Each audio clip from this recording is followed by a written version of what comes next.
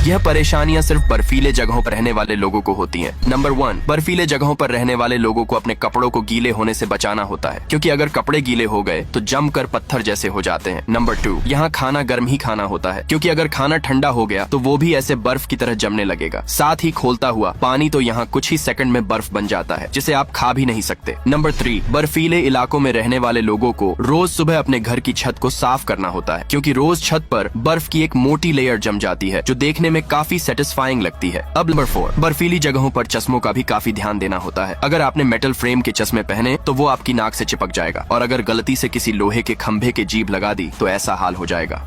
Japan के 3 सबसे खतरनाक और श्रापित अर्बन लेजेंड्स, जिनका आतंक कुछ समय पहले पूरी दुनिया को निगलने को तैयार था। नंबर 3, कुचिसाके ओना। इस लड़की की आत्मा का आतंक तो आज भी जापान की सुनसान गलियों में देखा जा सकता है। इस आत्मा का मुंह दोनों ओर से उसके गालों तक कटा हुआ है। ये अक्सर जापान की सुनसान गलियों में दिखाई देती है और वहाँ से गुजरने वालों से सवाल करती है। इसके सवाल का जवाब देने वाला जिंदा नहीं बचा। नंबर 2, टेके टेके। भटकती आत्मा और अर्बन लेजेंड्स में इसका नाम हमेशा रहता है। यह एक ऐसी लड़की की आत्मा है जिसका शरीर आधा कटा हुआ है। ये अक्सर जापान के रेल की पटरियों पर अपने दोनों हाथों के बल दौड़ती नजर आती है। 1, ओकिकू डॉल। भूतिया जगत की सबसे ज्यादा श्रापित गुड़िया। माना जाता है कि आप इस गुड़िया के बालों को कितनी बार ही क्यों ना काट लो, ये किसी जिंदा इंसान के बालों के जैसे बढ़ते रहते हैं। इसे एक भाई ने अपनी बहन को गिफ्ट में दिया था, पर लड़की की अचानक मौत के बाद ये गुड़िया श्रापित हो गई। इस मछली को समुद्री जिंदगी का शूटर बताया जाता है, क्योंकि ये मछली किसी गोली की तरह मुंह से पानी को शूट करती है। पर ये ऐसा करती क्यों है जानकर आपको भी यकीन नहीं होगा। मछली ऐसा दरअसल कीड़े मकोड़ों का शिकार करने के लिए करती है। इसे आर्चर फिश कहा जाता है। जैसे ही उसे कोई कीड़ा सामने दिखाई देता है तो ये लगातार अपने मुंह से पानी को किसी गोली की तरह उस पर फायर करना शुरू कर देती है। तब तक गोली बरसाती है जब तक कीड़ा पानी में न गिर जाए। कीड़े के पानी में गिरते ही ये उसे छट कर जाती है।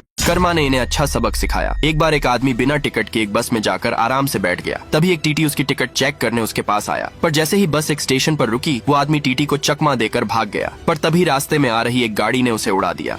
ऐसे ही एक बार 2 चोर एक घर में आग लगाने की कोशिश कर रहे थे, पर पेट्रोल दीवार के साथ उनके शरीर पर भी गिर रहा था। अब जैसे ही उन्होंने लाइटर जलाया, आग उनके ही शरीर में लग गई और वो दोनों पूरी रात बस भागते रहे। अब आखिर ये कौन सा एलिमेंट है जिसे लैपटॉप पर डालते ही ये किसी कागज की तरह बिखर रहा है? अगर आप भी ये समझ रहे हो कि ये मर्क्यूरी है तो आप पूरी तरह गलत हो। तो फिर ये आखिर है? इसे गैलियम कहा जाता है, एक ऐसा धातु जिसका नेचर बिल्कुल मर्क्यूरी जैसा होता है। पर दोनों में एक फर्क है। जब मर्क्यूरी किसी एल्यूमिनियम की वस्तु पर पड़ती है तो केवल इन्फेक्टेड एरिया पर ही इसका प्रभाव दिखता है, लेकिन गैलियम को गलती से भी एल्यूमिनियम पर डाल दिया जाए तो यह पूरे एल्यूमिनियम के स्ट्रक्चर को ही तहस नहस कर देगी।